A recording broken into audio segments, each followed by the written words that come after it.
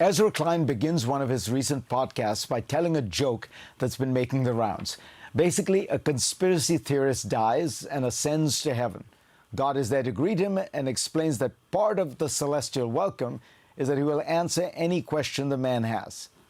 "Please, I must know the answer to this one," the man says. "Who killed JFK?" God answers instantly. "That's easy. Lee Harvey Oswald." Shocked, the man murmurs, "This goes higher than I thought." This is the dilemma in which Donald Trump finds himself. Whatever he does to deflect and distract from the Jeffrey Epstein morass only deepens the suspicions, including those about the two men's relationship. According to a recent Reuters Ipsos poll, 69% of Americans, including 62% of Republicans, believe the government is hiding Epstein's alleged client list. This is understandable. There are so many unanswered questions about Epstein. How did he become so rich? What is in the mountains of computer files and videos recovered from his homes and properties? Since he had already tried to commit suicide once while in jail, why was he not monitored properly afterwards? But there is a larger problem for Trump. Since the birther charges against Obama, he has encouraged, ridden, and profited from a wave of conspiracy theories that accuse the so-called deep state of all kinds of crimes, which were then quickly covered up. Now he presides over that very state and has control of all the secrets. Why will he not reveal them? Conspiracy theories have a long and rich history in the United States.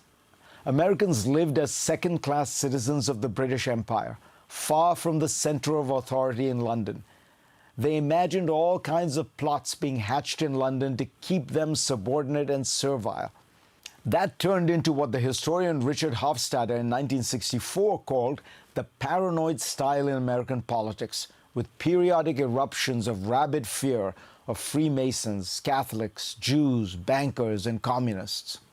Joseph McCarthy defined the modern age of conspiracy theory, charging that the American government had itself been taken over by traitors and spies for foreign powers. The journalist Anna Merlan brought the story up to date in a deeply reported 2019 book, Republic of Lies, in which she argued that in recent decades, conspiracy theories entered into mainstream politics.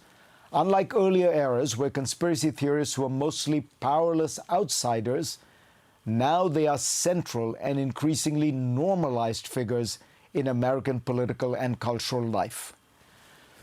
Donald Trump is the main character in this story, having come to power and returned to power after aggressively promoting birtherism, election fraud, and many other conspiracies. He has also brought into the mainstream people like Alex Jones and Kash Patel, who have trafficked in even more extreme theories and insinuations. Michael Flynn, Trump's first national security advisor, spread the lie that Hillary Clinton was connected to child sex rings.